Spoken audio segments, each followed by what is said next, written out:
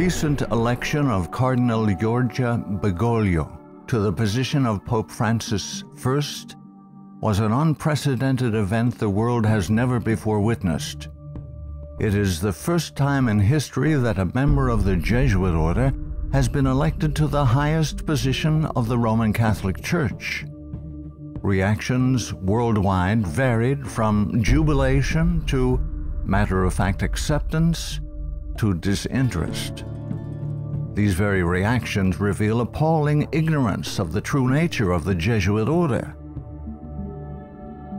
Widely regarded as a benevolent missionary order, known for its educational institutions, the Jesuit order, as the Society of Jesus is commonly known, has long played an incredibly influential, albeit secretive, role in the destinies of nations, organizations, and individuals. Rulers, presidents, scholars, and even Catholics themselves, who are aware of the evil perpetrated by this powerful, far-reaching order, have left on record grave warnings that all should heed. Following is a compilation of quotes from a variety of sources. Some admit that their own diabolical organizations were modeled on Jesuit principles. Others give warning. A number of those who sought to warn did so at the cost of their lives. World's Last Chance would encourage all to carefully study the following material. Proverbs 1:5 tells us, "A wise man will hear and will increase learning, and a man of understanding shall attain unto wise counsels." Ignatius Loyola, 1491 to 1556, founder of the Society of Jesus and its first superior general. Nor will it contribute a little to our advantage if with caution and secrecy we foment and heighten the animosities that arise among princes and great men, even to such a degree that they may weaken each other. But if there appear any likelihood of reconciliation, then as soon as possible let us endeavor to be the mediators, lest others prevent us. Finally, let all with such artfulness gain the ascendant over princes, noblemen, and the magistrates of every place, that they may be ready at our beck, even to sacrifice their nearest relations and most intimate friends, when we say it is for our interest and advantage. Let proper methods be used to get knowledge of the animosities that arise among great men, that we may have a finger in reconciling their differences. For by this means we shall gradually become acquainted with their friends and secret affairs, and of necessity engage one of the parties in our interests. Immediately upon the death of any person of post, let them take timely care to get some friend of our society preferred in his room. But this must be cloaked with such cunning and management as to avoid giving the least suspicion of our intending to usurp the prince's authority. Putting aside all private judgment, we should always be ready to accept this principle: I will believe that the white I see is black, if the hierarchical church so defines it. Princes and persons of distinction everywhere must, by all means, be so managed that we may have their ear, and that will easily secure their hearts, by which way of proceeding all persons will become our creatures, and no one will dare to give the society the least disquiet or opposition. Finally, the society must endeavor to effect this at least, that having gotten the favor and authority of princes, those who do not love them at least fear them. Paolo Sarpi, 1552 to 1623, a Venetian patriot, scholar, scientist, and church reformer. They are a public plague and the plague of the world. From the Jesuit colleges there never is sent a pupil obedient to his father, devoted to his country, loyal to his prince. Every species of vice finds its patronage in them. There is no perjury, nor sacrilege, nor parricide, nor incest, nor rapine, nor fraud, nor treason, which cannot be masked as meritorious beneath the mantle of their dispensation. Muccio Vitelleschi, 1562 to 1645, 6th Superior General of the Society of Jesus. When sovereigns require a Jesuit's opinion on any subject, the Jesuit in question is to report the matter to his superior, who is to lay it before several Jesuits for discussion.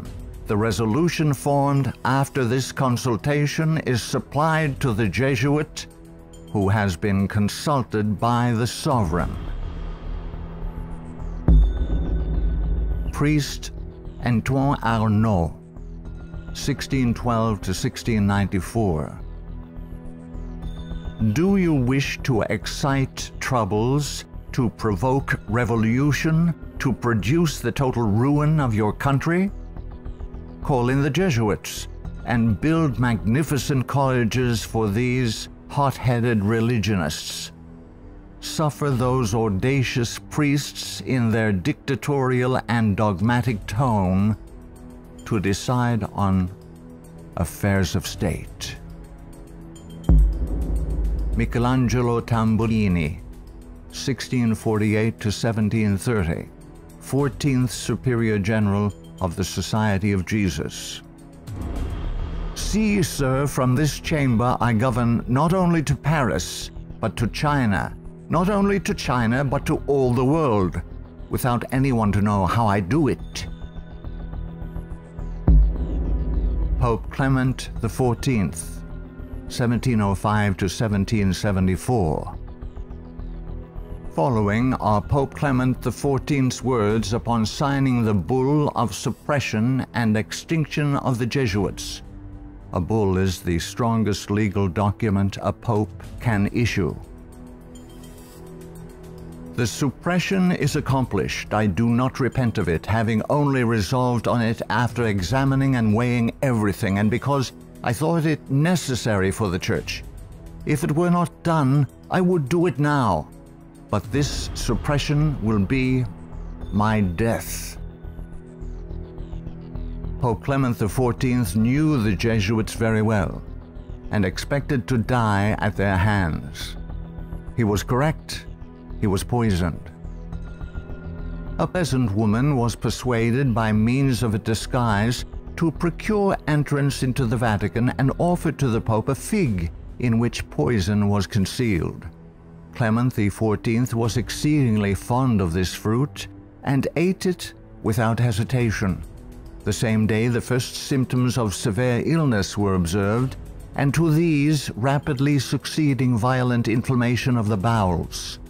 He soon became convinced that he was poisoned and remarked, "Alas, I knew they would poison me, but I did not expect to die in so slow and cruel a manner." His terrible sufferings continued for several months. When he died, the poor victim, said Comenon, of the execrable Jesuits to which the Bishop of Pistoia, Scipio di Ricci, the nephew and heir of Jesuit General Ricci, fully agreed. Pope Pius VII, the Pope who restored the Society of Jesus. Soon after Pope Pius VII was released from Napoleon's prison in 1814, he quickly restored the Society of Jesus with the papal bull Sollicitudo Omnium Ecclesiarum. If any should again attempt to abolish it, the Society of Jesus, he would incur the indignation of Almighty God and of the holy apostles Peter and Paul. John Adams, 1735–1826, second President of the United States of America. In 1816, John Adams wrote to Thomas Jefferson, third President of the United States, regarding the restoration of the Society of Jesus. My history of the Jesuits is not eloquently written, but it is supported by unquestionable authorities, is very particular and very horrible.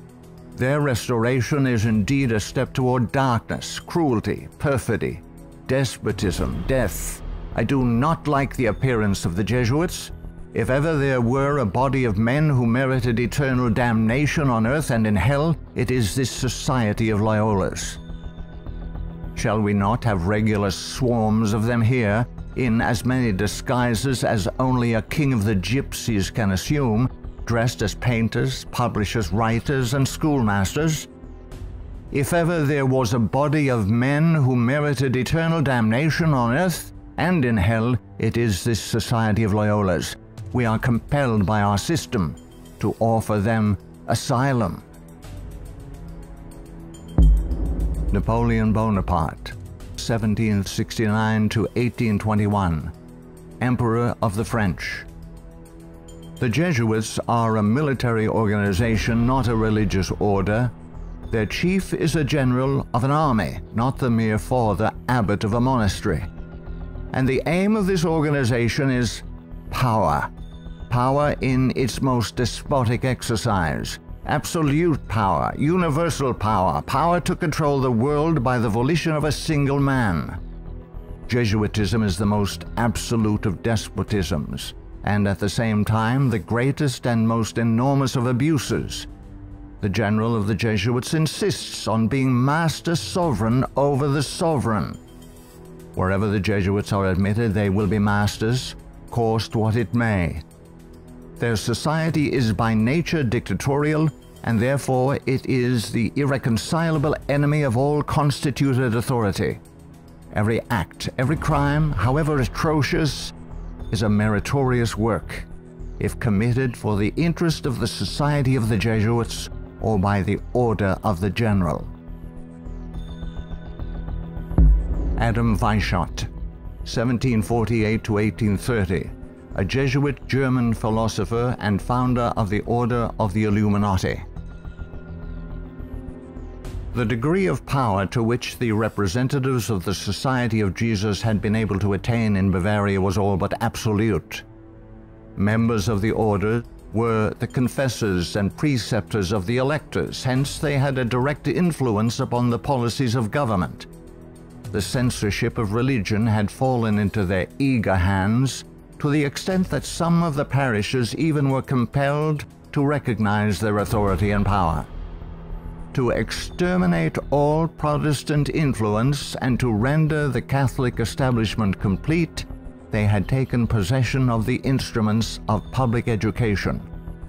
It was by Jesuits that the majority of the Bavarian colleges were founded, and by them they were controlled.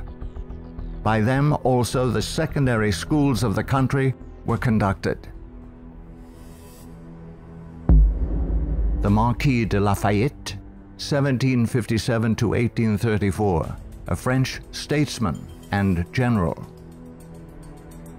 It is my opinion that if the liberties of this country, the United States of America, are destroyed, it will be by the subtlety of the Roman Catholic Jesuit priests, for they are the most crafty, dangerous enemies to civil and religious liberty. They have instigated most of the wars of Europe. Friedrich von Hardenberg, 1772–1801, German philosopher. Never before in the course of the world's history had such a society, that is, the Jesuit order, appeared. The old Roman Senate itself did not lay schemes for world domination with greater certainty of success. André-Marie Jean-Jacques Dupin, 1783 to 1865, a French statesman. The Jesuits are a naked sword whose hilt is at Rome, but its blade is everywhere, invisible until its stroke is felt. Samuel Morse, 1791 to 1872, American inventor of the telegraph. They are Jesuits. This society of men, after exerting their tyranny for upwards of 200 years, at length became so formidable to the world, threatening the entire subversion of all social order, that even the Pope, whose devoted subjects they are and must be by the vow of their society, was compelled to dissolve them.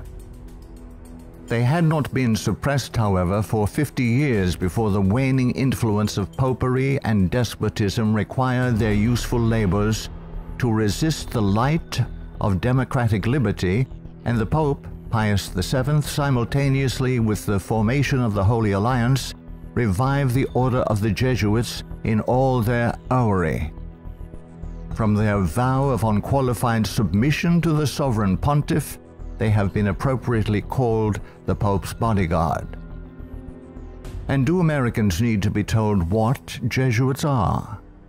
They are a secret society, a sort of Masonic order, with super-added features of revolting odiousness, and 1,000 times more dangerous. They are not merely priests or of one religious creed. They are merchants and lawyers and editors and men of any profession having no outward badge in this country by which to be recognized. They are about in all your society. They can assume any character, that of angels of light or ministers of darkness, to accomplish their one great end, the service upon which they are sent, whatever that service may be. They are all educated men, prepared and sworn to start at any moment and in any direction, and for any service, commanded by the general of their order, bound to no family, community, or country by the ordinary ties which bind men, and sold for life to the cause of the Roman pontiff. And who are these agents?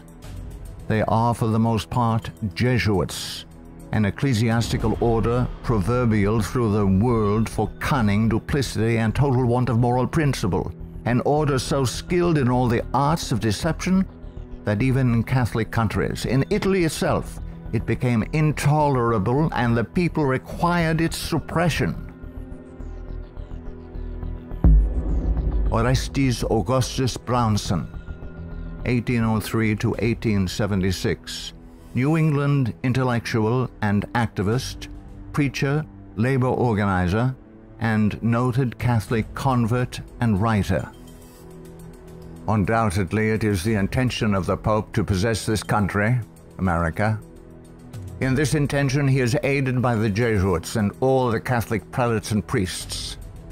If the Catholic Church becomes predominant here, Protestants will all be exterminated. Abraham Lincoln, 1809 to 1865, 16th President of the United States of America. This war, the American Civil War, 1860 to 1865, would never have been possible without the sinister influence of the Jesuits. We owe it to popery that we now see our land reddened with the blood of her noblest sons. Though there were great differences of opinion between the South and North on the question of slavery, neither Jeff Davis nor any one of the leading men of the Confederacy would have dared to attack the North had they not relied on the promise of the Jesuits that under the mask of democracy, the money, and the arms of the Roman Catholics, even the arms of France, were at their disposal if they would attack us. The Protestants of both the North and South would surely unite to exterminate the priests and the Jesuits if they could learn how the priests and nuns and the monks which daily land on our shores under the pretext of preaching their religion are nothing else but the emissaries of the Pope, of Napoleon III, and the other despots of Europe to undermine our institutions, alienate the hearts of our people from our Constitution and our laws, destroy our schools, and prepare a reign of anarchy here as they have done in Ireland, in Mexico, in Spain, and wherever there are any people who want to be free. I am so glad to meet you again, he said. You see that your friends the Jesuits have not yet killed me, but they would have surely done it when I passed through the most devoted city, Baltimore, had I not defeated their plans by passing incognito a few hours before they expected me. New projects of assassination are detected almost every day, accompanied with such savage circumstances that they bring to my memory the massacre of St. Bartholomew and the gunpowder plot. We feel, at their investigation, that they come from the same masters in the art of murder, the Jesuits.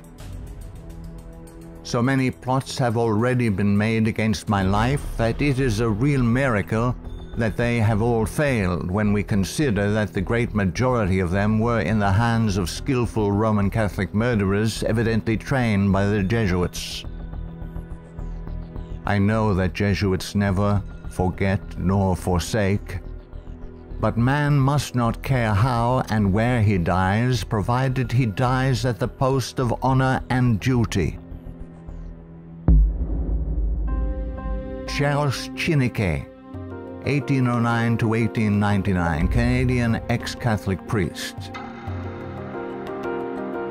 From that the Catholic priests with the most admirable ability and success have gathered their Irish legions into the great cities of the United States, and the American people must be very blind indeed if they do not see that if they do nothing to prevent it, the day is very near when the Jesuits will rule their country, from the magnificent White House at Washington to the humblest civil and military department of this vast republic.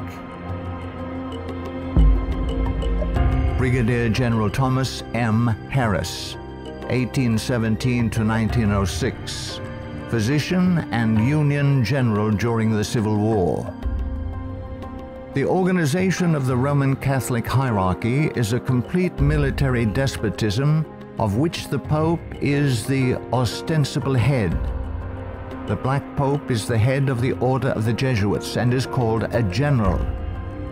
He not only has command of his own order, but directs and controls the general policy of the Roman Catholic Church. He is the power behind the throne and is the real potential head of the hierarchy. There is no independence of thought or of action in its subordinate parts, implicit and unquestioning obedience to the orders of superiors in authority is the sworn duty of the priesthood of every grade. It would seem that the Jesuits had had it in mind from the beginning of the war, the American Civil War of 1861 to 1865, to find an occasion for the taking off, that is the assassination, of Mr. Abraham Lincoln. The favorite policy of the Jesuits is that of assassination. Fyodor Dostoevsky, 1821 to 1881, famous Russian novelist. The Jesuits are simply the Roman army for the earthly sovereignty of the world in the future, with the Pontiff of Rome for emperor. That's their ideal. It's simple lust of power, of filthy earthly gain, of domination, something like a universal serfdom with them as masters. That's all they stand for. They don't even believe in God, perhaps.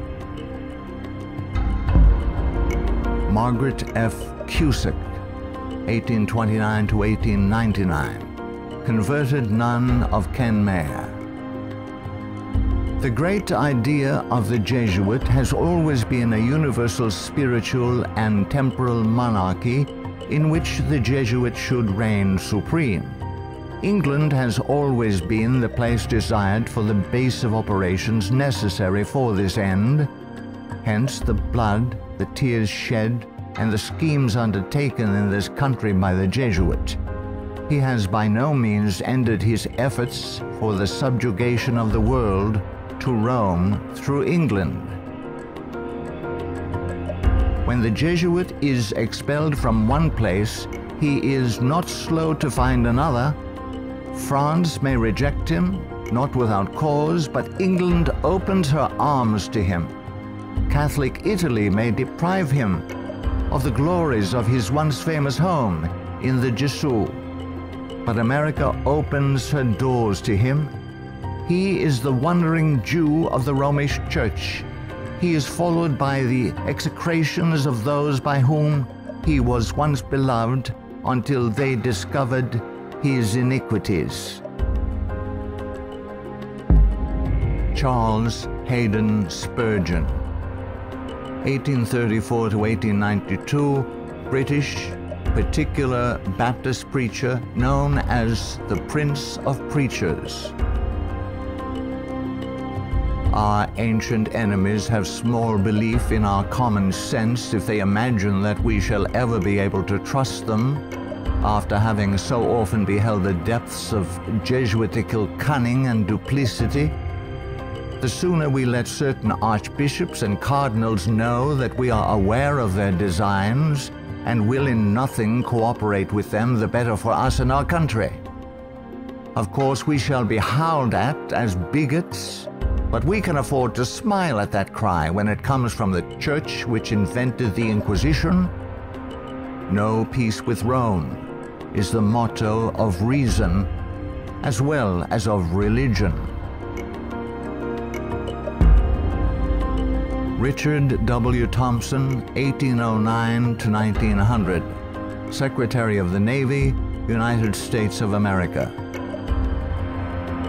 The Jesuits are the deadly enemies of civil and religious liberty. The Jesuit general occupies the place of God and must be obeyed, howsoever the peace and welfare of the multitude may be imperiled or the nations be convulsed from center to circumference. The Society of Jesuits must obtain the mastery, even if general anarchy shall prevail, or all the world besides be covered with the fragments of a universal wreck. The sovereigns of the Holy Alliance had massed large armies and soon entered into a pledge to devote them to the suppression of all uprisings of the people in favor of free government. And he, Pius VII, desired to devote the Jesuits, supported by his pontifical power, to the accomplishment of that end. He knew how faithfully they would apply themselves to that work, and hence he counseled them in his decree of restoration to strictly observe the useful advices and salutary counsels whereby Loyola had made absolution the cornerstone of the society. Luigi de Sanctis, 19th century ex-official censor of the Inquisition. All these things caused the Father General of the Jesuits to be feared by the Pope and sovereigns. A sovereign who is not there, the Jesuits' friend, will sooner or later experience their vengeance. At what then do the Jesuits aim? According to them, they only seek the greater glory of God. But if you examine the facts, you will find that they aim at universal dominion alone. They have rendered themselves indispensable to the Pope, who without them could not exist, because Catholicism is identified with them. They have rendered themselves indispensable to governors and hold revolutions in their hands. And in this way, Either under one name or another, it is they who rule the world. He who thinks he knows the Jesuits by having read all the books that were written in the past century, the 18th century, to unmask them would be grossly deceived. The Jesuitism of that day was an open war against the gospel and society.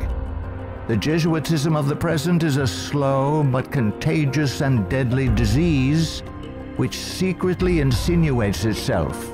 It is a poison taken under the name of medicine. G. B. Nicolini, Italian ex-Catholic, in 1854 published the finest Italian history of the Jesuits in existence. Take the Jesuit for what he ought or appears to be, and you commit the greatest of blunders. Draw the character after what the Jesuit seems to be in London, you will not recognize your portrait in the Jesuit of Rome. The Jesuit is the man of circumstances. Despotic in Spain, constitutional in England, republican in Paraguay, bigot in Rome, idolater in India. He shall assume and act out in his own person, with admirable flexibility, all those different features by which men are usually to be distinguished from each other. He will accompany the gay women of the world to the theater and will share in the excesses of the debauchee. With solemn countenance he will take his place by the side of the religious man at church, and he will revel in the tavern with the glutton and the sot. He dresses in all garbs, speaks all languages, knows all customs, is present everywhere, though nowhere recognized, and all this, it should seem, O monstrous blasphemy, for the greater glory of God, ad majorem Dei gloriam. The members of the society are divided into 4 classes: the professed, coadjutors, scholars, and novices.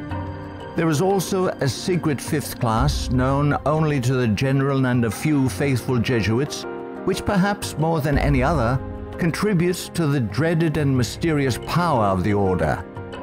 It is composed of laymen of all ranks, from the minister to the humble shoeboy. These are affiliated to the society, but not bound by any vows. They are persons who will make themselves useful. They act as the spies of the order, and serve, often unwittingly, as the tools and accomplices in dark and mysterious crimes. The Jesuit Father Francis Pellico candidly confesses that the many and illustrious friends of the society remain occult and obliged to be silent. There is no record in history of an association whose organization has stood for 300 years unchanged and unaltered by all the assaults of men and time, and which has exercised such an immense influence over the destinies of mankind. The ends justify the means is his favorite maxim, and as his only end, as we have shown, is the order, at its bidding, the Jesuit is ready to commit any crime whatsoever. The immense wealth of the Jesuits has been bequeathed to them by wills made at the last hour. Francis Parkman, 1823 to 1893, American historian. The Jesuits, then as now, were the most forcible exponents of ultramontane principles. The Church to rule the world, the Pope to rule the Church, the Jesuits to rule the Pope. Such was and is the simple program of the Order of Jesus, and to it they have held fast, except on a few rare occasions of misunderstanding with the Vice-Regent of Christ. Hector Macpherson, 1851 to 1924, prolific Scottish writer and journalist. So hurtful was the Jesuit order found to be that up to 1860 it was expelled no fewer than 70 times from countries which had suffered from its machinations. In spite of continental warnings, England under Queen Victoria 1837 to 1901, who opened up communication with the Vatican in 1877 and enabled the order to carry out its Second Irish Massacre 1845 to 1850, has become a Jesuit dumping ground. Those whom other countries have found from sad experience to be enemies, Britain allows to land on her shores and to carry on, unmolested, their work of iniquity. We are carrying toleration to excess, and unless there is a change of policy, this nation will one day pay a heavy penalty. For the Jeremy J. Crowley, 1861 to 1927, American ex-Catholic priest. All through the Middle Ages and the Renaissance period, the popes kept Italy in turmoil and bloodshed for their own family and territorial advantages, and they kept all Europe in turmoil for 2 centuries after the Reformation, in fact, just as long as they could in the wars of religion. Their whole policy is based on stirring up hatred and promoting conflicts from which they hope to draw worldly advantage. Popes and their Jesuitical agents have been and are the instigators of wars, and while the world is having real pain, Rome is having champagne. The Jesuit Superior General is at the head of this black and mute militia which thinks, wills, acts, obeys as the passive instrument of his designs. Their whole life must have but one aim, the advancement of the Jesuit order to which they are attached. How long shall the Roman Catholic hierarchy play the people for fools? Shall the government be of the people, for the people, and by the people, or by the Pope? Let's not let the Pope of Rome name our president for us. Lovers of your country, beware of Jesuitical intrigues, the political power of Romanism, and the honeyed words of politicians reaching after the presidency. Ellen G. White, 1827 to 1915, prolific author and American Christian pioneer. Jesuitism inspired its followers with fanaticism. There was no crime too great for them to commit, no deception too base for them to practice, no disguise too difficult for them to assume. It was a fundamental principle of the order that the end justifies the means. By this code, lying, theft, perjury, assassination were not only pardonable but commendable when they serve the interests of the Church. Under various disguises, the Jesuits worked their way into offices of state, climbing up to be the counselors of kings and shaping the policy of nations. Edmund Ronan, 1832 to 1911, former Freemason who served as both secretary and master of Keystone Lodge. The religion of Masonry is a system of absolute despotism, and like that of Rome, demands a blind, unquestioning obedience to all its laws, rules, and edicts, whether right or wrong. What a singular commentary on the indifference, the subserviency, or the cowardice of society, that an institution professedly organized by such cunning knaves, the Jesuits, and for such base purposes, and which has been sustained by fraud, falsehood and deception from the commencement of its career to the present time should be permitted today to dictate to, if not virtually to rule the nation, and to create such a dread in communities that even some of the ministers of Christian denominations who detest its vile philosophy and who would like to see it swept from the face of the earth are absolutely afraid to mention its name, either in the pulpit, the prayer meeting, or the Sabbath school, lest its secret vendetta vengeance might, in some concealed manner, be wreaked upon them. Adolf Hitler, 1889 to 1945, Austrian-born German politician and the leader of the Nazi Party. I have learned most of all from the Jesuit order. So far, there has been nothing more imposing on earth than the hierarchical organization of the Catholic Church. A good part of that organization I have transported direct to my own party. The Catholic Church must be held up as an example. I will tell you a secret. I am founding an order. In Himmler, I see our Ignatius de Loyola.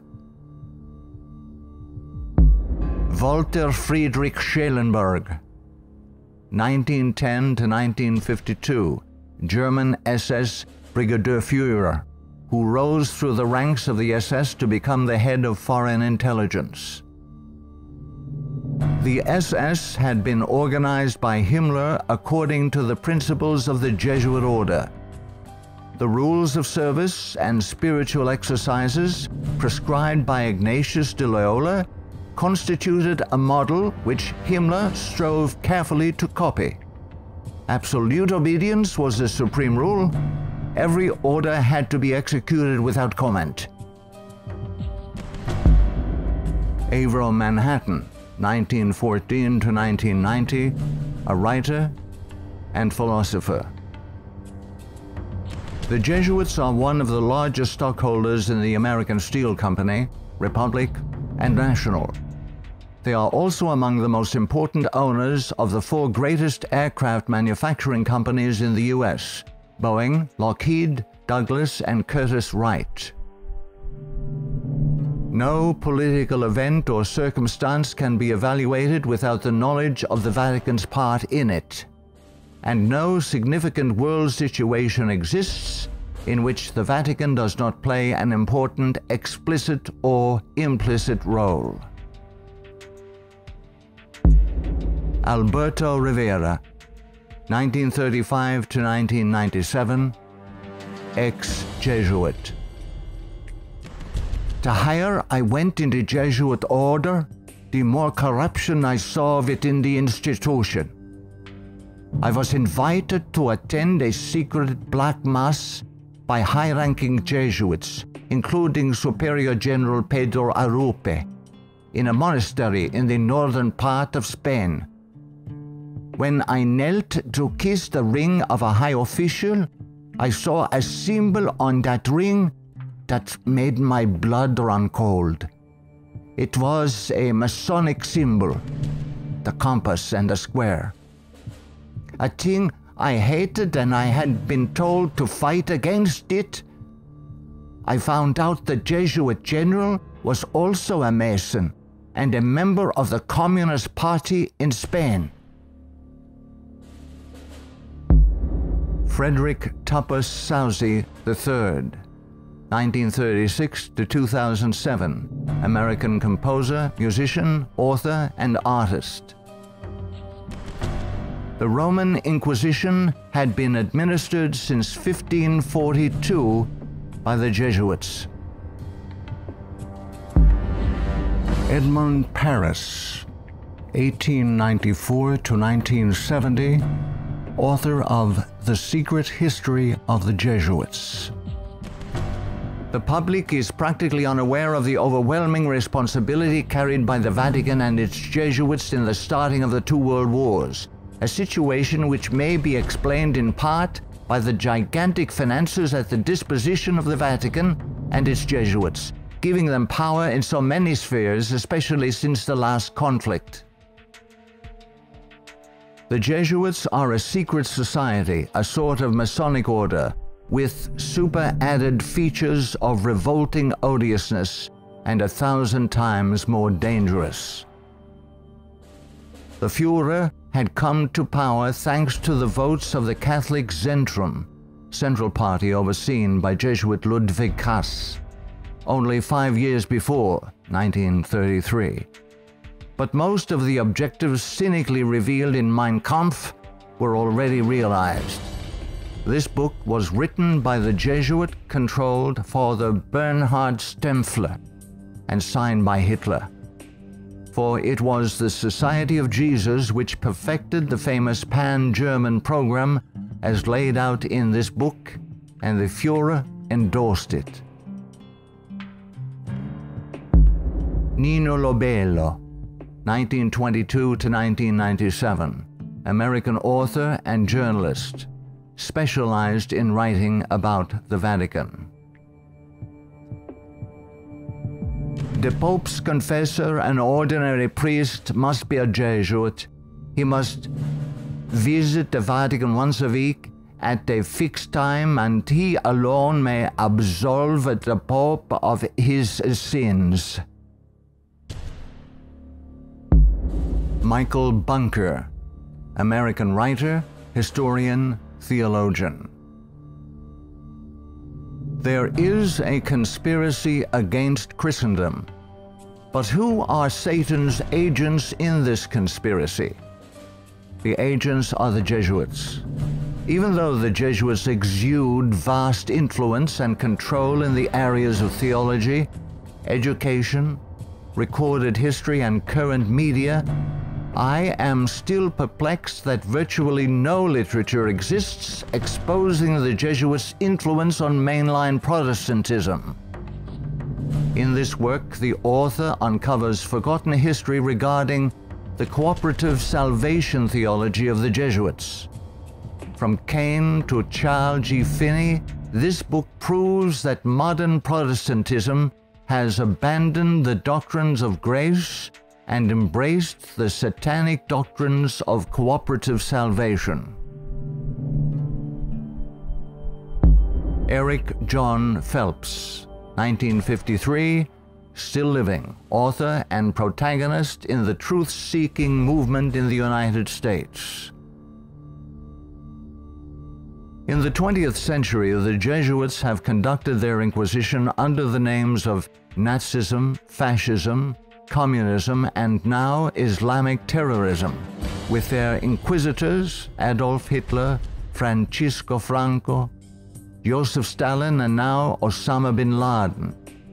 Today, the Black Pope orders his Holy Office of the Inquisition, renamed in 1965 the Sacred Congregation for the Doctrine of the Faith, through his international intelligence community headed by papal knights, including Skull and Bonesman George W. Bush. To the abhorrent Jesuit doctrine of regicide, the killing of kings, we must now direct our attention that we may understand an established policy calculated to obtain or maintain the mastery of all nations, following well-planned assassinations.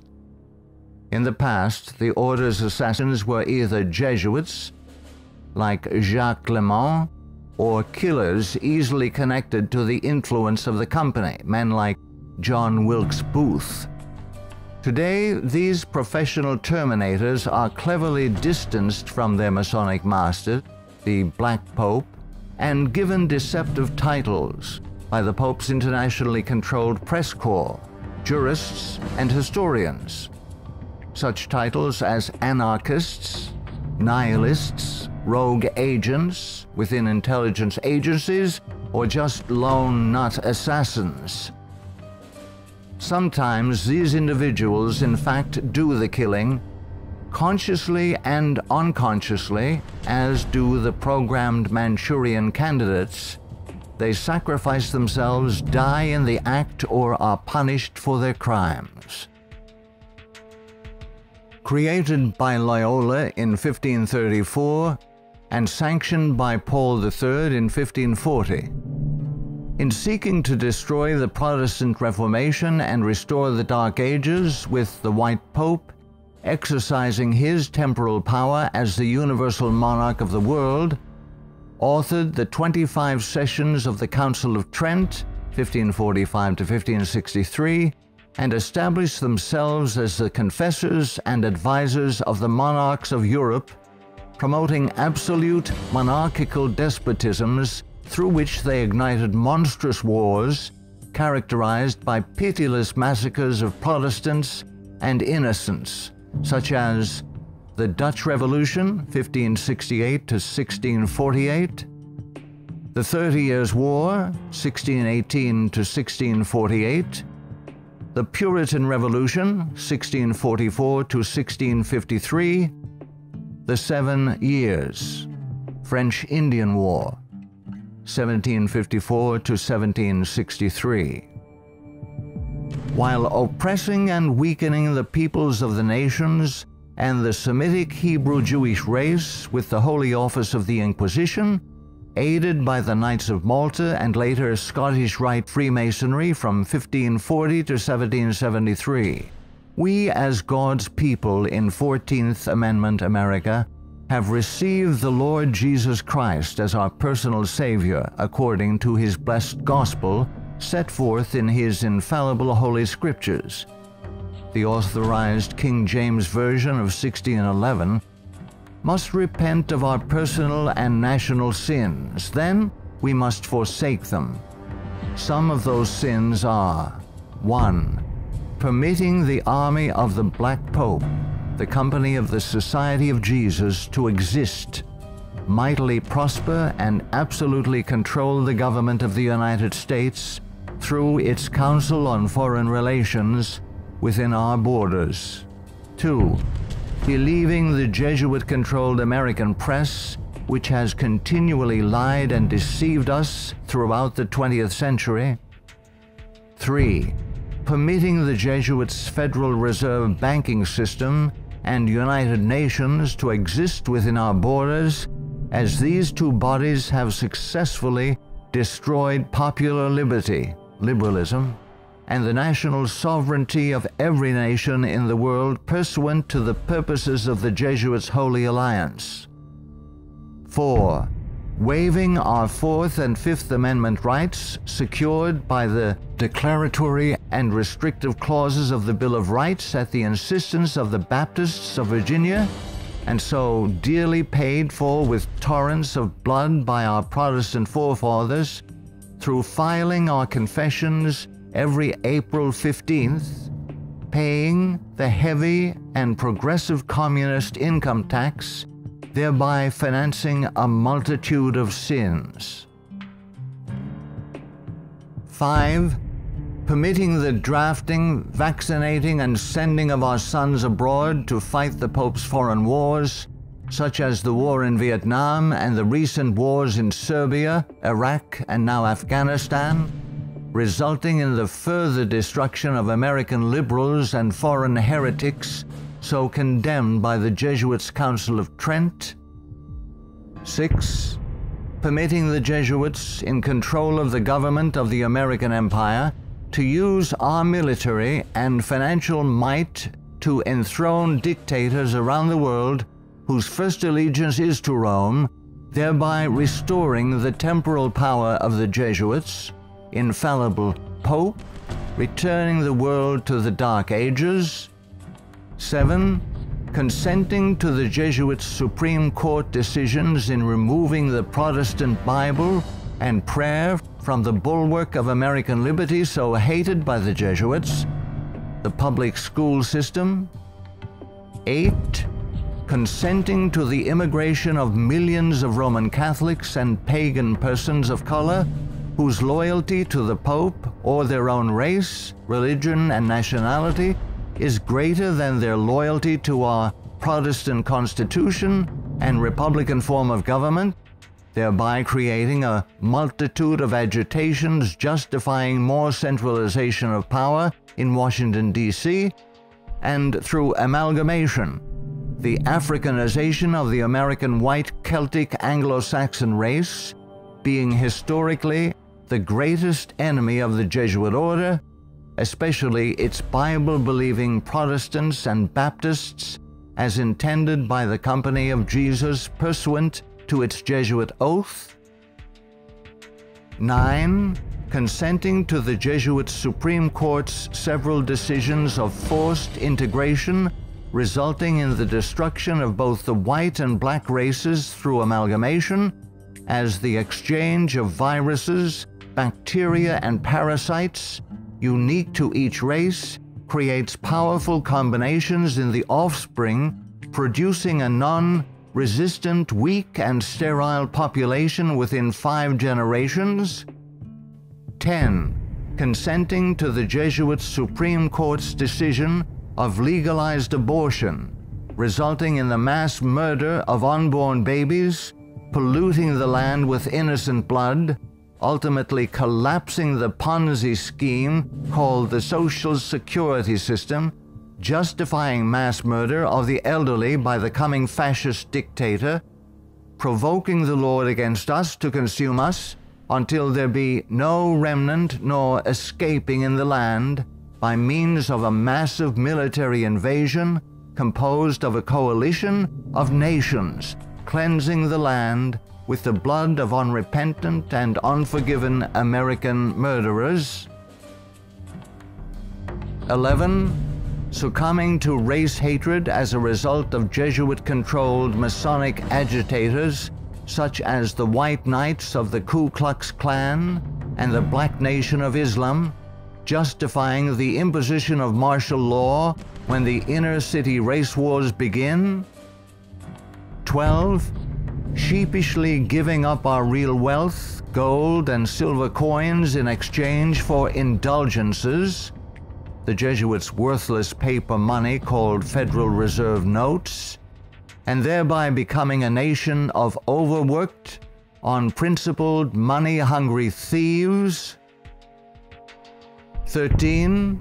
Consenting to the cattle brand of the Jesuits' Social Security number as a means of identification to be used by their international intelligence community, begun by Hitler's SS at Dachau, it being the forerunner of.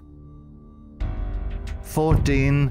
Obeying the evil 1968 gun law of Nazi origin and thereby, upon purchasing new firearms, blindly registering our guns, our swords of just defense, enabling the coming Jesuit-controlled white fascist military dictator to ultimately take them from us, making our annihilation sure pursuant to the Council of Trent.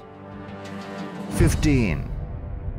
Committing a multitude of personal sins, both public and private, ensuring that our annihilation will be a righteous act in the eyes of both the risen Son of God and mortal man.